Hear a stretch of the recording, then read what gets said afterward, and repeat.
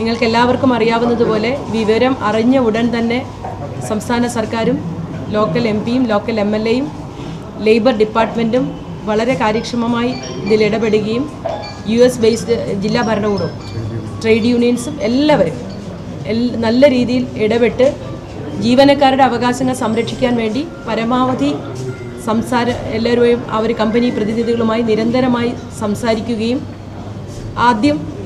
ആദ്യത്തെ ദിവസം നമുക്കറിയാം 3-ാം തീയതിയാണ് ഈ സംഭവം ഉണ്ടായത്. അപ്പോൾ തന്നെ അവിടെ എല്ലാവരും എത്തി, MLAയും MPയും മറ്റെല്ലാവരും അതുപോലെ labour officer, regional labour officer എല്ലാവരും എത്തുകയും ഞാനും കമ്മീഷണറും സെക്രട്ടറിയും അടക്കമുള്ള CMO അടക്കമുള്ളവർ നിരന്തരമായി മോണിറ്റർ ചെയ്യുകയും ചെയ്ത് കമ്പനിയുടെ മാനേജ്മെൻറ്റുമായിട്ട് സംസാരിച്ച് തിങ്കളാഴ്ച സെക്രട്ടറി ലെവൽ ചർച്ച നടത്താം, അതുവരെ സ്റ്റാറ്റസ് കോ മെയിൻറ്റെയിൻ ചെയ്യാമെന്ന് പറഞ്ഞിട്ട് തൊട്ടടുത്ത ദിവസം മെയിൻറ്റെയിൻ ചെയ്തില്ല എന്ന് മാത്രമല്ല അവരുടെ കുട്ടികളുടെ അക്കൗണ്ടിലേക്ക് ശമ്പളം എടുത്ത് ക്ലോഷർ എന്ന് പ്രഖ്യാപിക്കുന്ന രീതിയിലുള്ള സമീപനമുണ്ടായി. കേരളത്തിലെ മാധ്യമങ്ങളും എല്ലാവരും ഒരേ രൂപത്തിൽ കക്ഷി രാഷ്ട്രീയത്തിന് അതീതമായി എല്ലാവരും ഈ വിഷയത്തിൽ ജീവനക്കാരുടെ അവകാശ സംരക്ഷണത്തിനായി ഇറങ്ങി.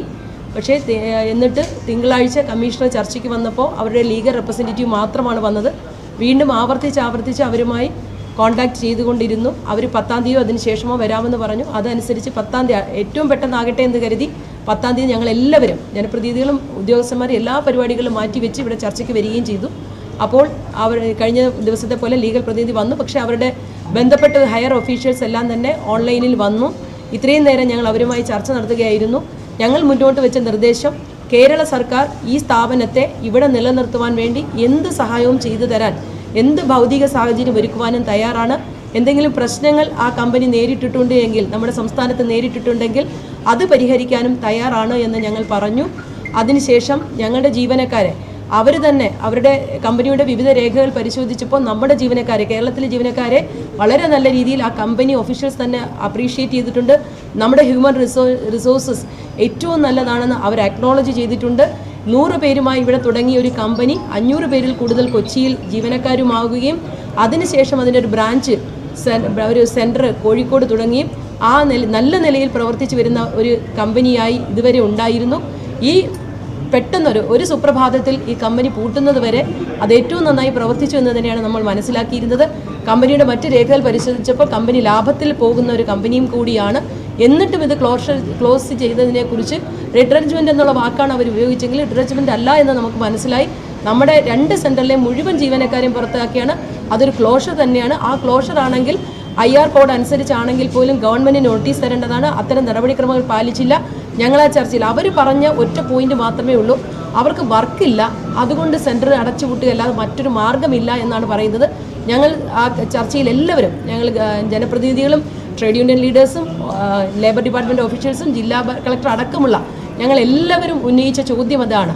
നിങ്ങൾക്ക് കമ്പനിയിൽ വർക്കില്ല എങ്കിൽ ഒരു ലൊക്കാലിറ്റിയിൽ മാത്രം പ്രവർത്തിക്കുന്ന ഒരു കമ്പനിയല്ല. ഇതിൻ്റെ വർക്ക് എന്ന് പറഞ്ഞാൽ ഇൻ്റർനാഷണലാണ്. അപ്പോൾ ഇവിടെ കൊച്ചിയിൽ ഇരുന്നു കൊണ്ടായാലും നോയിഡയിൽ ഇരുന്നു കൊണ്ടായാലും ഹൈദരാബാദിൽ ഇരുന്നു കൊണ്ടായാലും ലോകത്തിൻ്റെ ഏത് കോണിൽ ഇരുന്നു കൊണ്ടായാലും ചെയ്യാവുന്ന വർക്കാണ് ഉള്ളത്.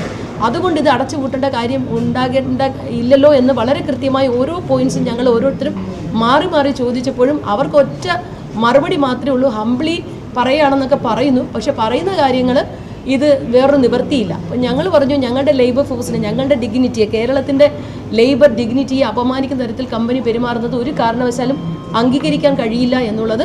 അപ്പോൾ അവർ എല്ലാം റെസ്പെക്റ്റ് ചെയ്യുന്നു എന്ന് പറയുന്നത്. ഈ കമ്പനിക്ക്, ഇതിൻ്റെ കമ്പനി CEO 2026 ഏറ്റവും മികച്ച CEO ആയി ഇവരെ വന്നത് ഈ നമ്മുടെ കുട്ടികൾ അടക്കമുള്ളവരുടെ കഴിവ് ഉപയോഗിച്ചുകൊണ്ടാണ്, അവരുടെ എക്സ്ട്രാ ഓർഡിനറി പെർഫോമൻസ് കൊണ്ടുകൂടിയാണ്.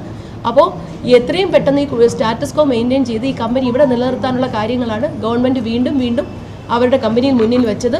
അവസാനം ഞങ്ങളുടെ പ്രപ്പോസൽസ് പറഞ്ഞു, അല്ലെങ്കിൽ ഞങ്ങൾ നിയമ നടപടികളെടുക്കാൻ ഫോഴ്സ്ഫുള്ളായി തീരും, ഞങ്ങൾ നിർബന്ധിതരാകും എന്നുവരെ പറഞ്ഞു.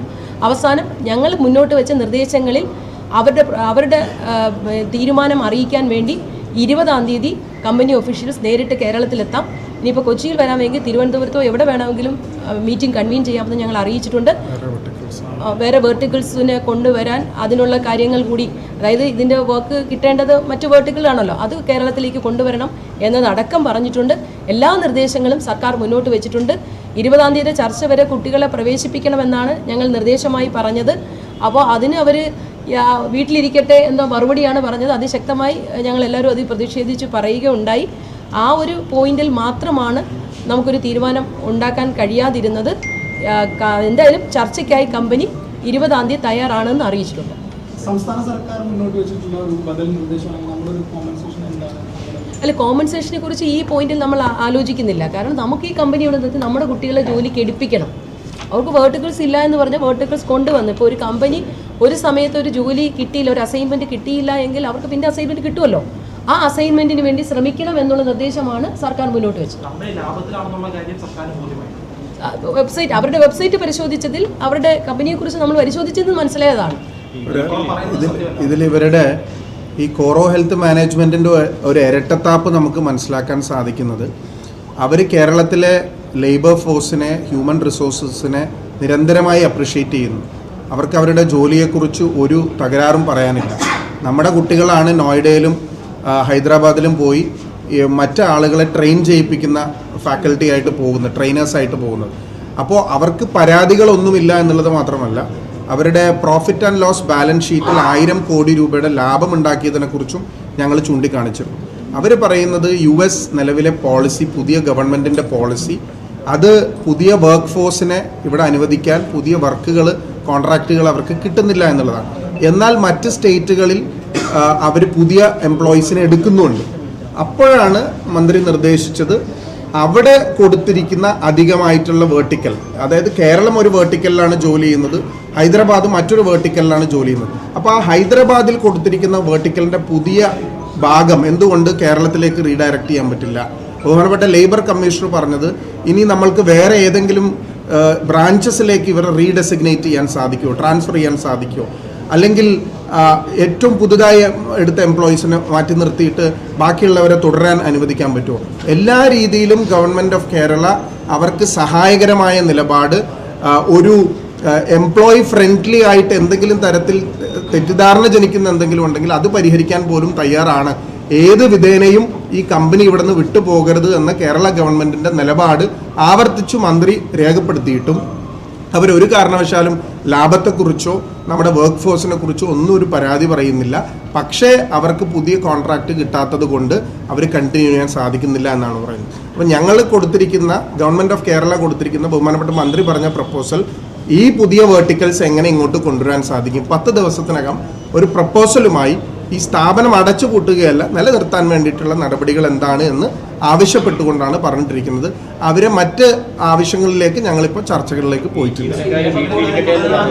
ജീവനക്കാർ വീട്ടിലിരിക്കട്ടെ, അപ്പോൾ അവർക്ക് എന്താണ്, അവർക്ക് സാലറി കിട്ടുമോ, എന്തൊക്കെയാണ് കോമ്പൻസേഷൻ പാക്കേജ്? ഞാൻ പറഞ്ഞല്ലോ, കോമ്പൻസേഷൻ പാക്കേജിനെ കുറിച്ച് നമ്മളിപ്പോൾ ആലോചിക്കുന്നില്ല. കാരണം അത് ഫുൾ ക്ലോഷറായി അതിനുള്ള റീഓപ്പൺ ചെയ്യാനോ ഇവിടെ റീറ്റെയിൻ ചെയ്യാനോ സാഹചര്യം ഇല്ലാതെ വന്നാൽ മാത്രമേ നമ്മൾ അതിനെക്കുറിച്ച് ആലോചിക്കൂ. ഇതിൻ്റെ ഒരു കാര്യം, കഴിഞ്ഞ ജനുവരിയിലും ഈ കമ്പനിയിൽ നിന്ന് 144 പേരെ ഇവിടെ പിരിച്ചുവിട്ടിരുന്നു. 58 പേരെ നമ്മുടെ കൊച്ചി സെൻറ്ററിൽ നിന്നും, അതുപോലെ 86 പേരെ കോഴിക്കോട് സെൻറ്ററിൽ നിന്നും പിരിച്ചുവിട്ടിരുന്നു. അതിനുശേഷമാണ് ഇപ്പോൾ ഇത്രയും വലിയ ഒരു 830 പേരെ പിരിച്ചുവിടുന്ന സാഹചര്യം ഉണ്ടായത്. ഇവിടെ സൂചിപ്പിച്ചതുപോലെ പരമാവധി ഈ കമ്പനി നിലനിർത്തി നമ്മുടെ ജീവനക്കാർക്ക് തൊഴിൽ ഉറപ്പാക്കുക എന്നുള്ളതാണ് ഗവൺമെൻറ്റിൻ്റെ ഏറ്റവും വലിയ താല്പര്യം. ട്രേഡ് യൂണിയൻസ് അടക്കം എല്ലാ ട്രേഡ് യൂണിയൻസും രാഷ്ട്രീയം മറന്ന ഇക്കാര്യത്തിൽ ഗവൺമെൻറ്റിനെ സപ്പോർട്ട് ചെയ്ത് നാടിൻ്റെ ഒരു ആവശ്യമെന്ന നിലയിൽ നിലനിൽക്കുന്നു എന്ന് യോഗത്തിൽ പറയുകയുണ്ട്. IT മേഖലയിൽ ഇത്തരം പ്രശ്നങ്ങൾ ശ്രദ്ധയിൽപ്പെടുന്ന, ഇപ്പം ജനുവരിയിൽ ഇവിടെ കുറച്ചുപേര് പിരിച്ചുവിട്ട കാര്യം പറഞ്ഞല്ലോ, അതുപോലെ പല സ്ഥലങ്ങളിലും ഇങ്ങനെയുള്ള കാര്യങ്ങളായിരുന്നു. അതുകൊണ്ട് കേരള ഗവൺമെൻറ്, ലേബർ ഡിപ്പാർട്ട്മെൻറ്റും IT ഡിപ്പാർട്ട്മെൻറ്റും മുഖ്യമന്ത്രിയും ബന്ധപ്പെട്ട മന്ത്രിമാരുമായി സംസാരിച്ച് ഒരു ഓഫീസ് വെൽനസ് പോളിസി രൂപീകരിക്കാൻ ആഗ്രഹിക്കുകയാണ്. കാരണം അല്ലാതെ എക്സ്പ്ലോയിറ്റേഷൻസിനെയൊക്കെ നമുക്ക് അഡ്രസ്സ് ചെയ്യാൻ കഴിയില്ല. ഒരു ഓഫീസ് വെൽനസ് പോളിസിയെക്കുറിച്ച് കേരള ഗവൺമെൻറ് ആലോചിക്കുന്നു.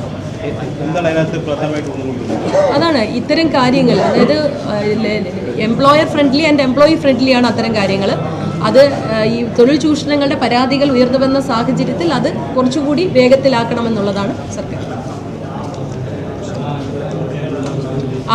അതുമായി ബന്ധപ്പെട്ട് ആ പോളിസി രൂപീകരിക്കുന്നതിൻ്റെ ഭാഗമായിട്ട് ബഹുമാനപ്പെട്ട മുഖ്യമന്ത്രിയും IT മന്ത്രി ശ്രീ കുഞ്ഞാലിക്കുട്ടി സാഹിബും എല്ലാവരുമായിട്ട് ആലോചിച്ച് കേരളത്തിലെ IT മേഖലയിലെ ആളുകളെ കൂടി ഉൾപ്പെടുത്തി ഒരു കോൺക്ലേവ് കൂടി നടത്തി അതിൽ ഉരുത്തിരിഞ്ഞു വരുന്ന നിർദ്ദേശങ്ങൾ കൂടി പരിഗണിച്ച് ഓഫീസ് വെൽനസ് പോളിസി രൂപീകരിക്കാൻ സർക്കാർ ആഗ്രഹിക്കുന്നു.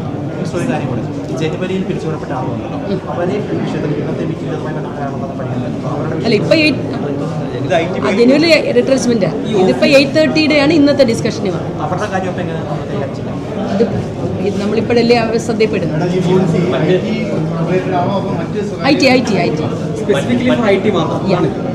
മറ്റ് സ്റ്റേറ്റുകളിൽ വേറെ എവിടെയെങ്കിലും പരാതികളുള്ള സ്ഥലമുണ്ടെങ്കിൽ തീർച്ചയായും തൊഴിൽ വകുപ്പും അത് പരിശോധിക്കുകയും പരിഹരിക്കാൻ ശ്രമിക്കുകയും ചെയ്യും. മറ്റ് സ്റ്റേറ്റുകളിൽ പ്രവർത്തിക്കുന്ന ഒരു കമ്പനി തന്നെയാണല്ലോ ഇത്. പക്ഷേ കേരളത്തിൽ മാത്രമാണ് ഈ പ്രശ്നം വരുന്നത്. അതാണ് നമ്മൾ റേസ് ചെയ്തത്. അത് ഞങ്ങൾ റേസ് ചെയ്ത ഏറ്റവും വലിയ ഇഷ്യൂ അതാണ്. നിങ്ങൾ ഈ പറയുന്ന ഓർട്ടിക്കൽ ലഭ്യമല്ല, അല്ലെങ്കിൽ തൊഴിൽ സാധ്യതകളില്ല, അല്ലെങ്കിൽ പുതിയ വർക്ക് കിട്ടുന്നില്ല എന്നുള്ളത് പറയുകയാണെങ്കിൽ വൈ അവരെന്തുകൊണ്ട് കേരളം സെലക്ട് ചെയ്തു, കേരള സെൻറ്റർ സെലക്ട് ചെയ്തു? ആ ക്വസ്റ്റ്യൻ ഞങ്ങൾ എല്ലാവരും ആ യോഗത്തിൽ ഉന്നയിച്ചു. സാധ്യതകൾ നോക്കും. ഈ പറഞ്ഞതുപോലെ കർശന നിയമ നടപടികളായിട്ട് മുന്നോട്ടും അതിന് കേന്ദ്ര ഗവൺമെൻറ്റിയുടെ സഹായം ഉറപ്പാക്കുന്നതിന് വേണ്ടിയാണ് കേന്ദ്ര തൊഴിൽ വകുപ്പ് മന്ത്രിയെ തിങ്കളാഴ്ച തന്നെ, അത് പെട്ടെന്ന് ഇമ്മീഡിയറ്റ് ആയിട്ട് തന്നെ അദ്ദേഹത്തിൻ്റെ അപ്പോയിൻമെൻ്റ് എടുത്തു ഞാൻ പോയി കാണുന്നതാണ്. Thank you. നിർബന്ധപൂർവ്വം ഇന്നത്തെ യോഗത്തിൽ ഞങ്ങൾ അല്ല അവരുടെ അങ്ങനെ നമുക്ക് അവഹേളനമായിട്ട് പറയാൻ പറ്റത്തില്ല. ഇപ്പോൾ എന്തെങ്കിലും സാഹചര്യത്തിൽ യാത്ര ചെയ്യാനൊരു ബുദ്ധിമുട്ടുണ്ടോ, മറ്റ് സ്വാഭാവികം കേരളത്തെ അതെ അറിയിച്ചില്ല. നോട്ടീസ് ഉണ്ട്, 60 days നോട്ടീസ് IR കോഡ് പ്രകാരം, പുതിയ ലേബർ കോഡ് പ്രകാരം കൂടി വേണ്ടുന്നതാണ്.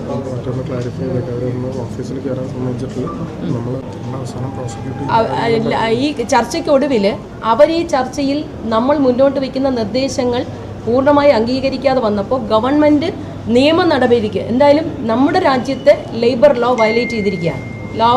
Labour law of the land violate ചെയ്തിരിക്കുകയാണ്.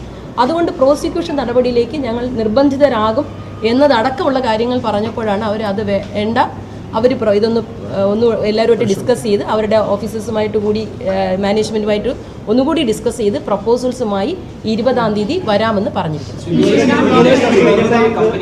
20-ാം തീയതി വരെയുള്ള സമയപരിധിക്കകത്ത് ഈ പിരിച്ചുവിടപ്പെട്ടവർക്ക് തിരിച്ചു കയറാനുള്ള സാഹചര്യം പ്രവേശിക്കാൻ പറ്റും.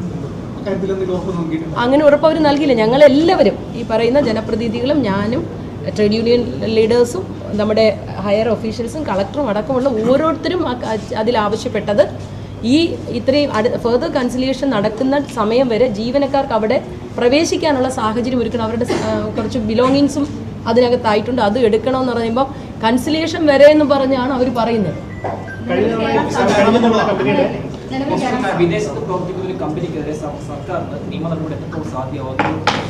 തീർച്ചയായും അതൊരു പ്രധാന പ്രശ്നമായിട്ടുള്ളത് തന്നെ കേരള ഗവൺമെൻറ്. എനിക്ക് കേന്ദ്ര തൊഴിൽ വകുപ്പ് മന്ത്രി മൻസുഖ് മാണ്ഡവ്യ ജിയെ തിങ്കളാഴ്ച ഉച്ചയ്ക്ക് 2:30 മണിക്ക് ഞങ്ങൾ ഡൽഹിയിൽ പോയി കാണുകയാണ്. ഈ വിഷയം കേന്ദ്ര ഗവൺമെൻറ് ശ്രദ്ധയിൽപ്പെടുത്തുവാനായി അദ്ദേഹം അപ്പോയിൻമെൻറ്റ് തന്നിട്ടുണ്ട്.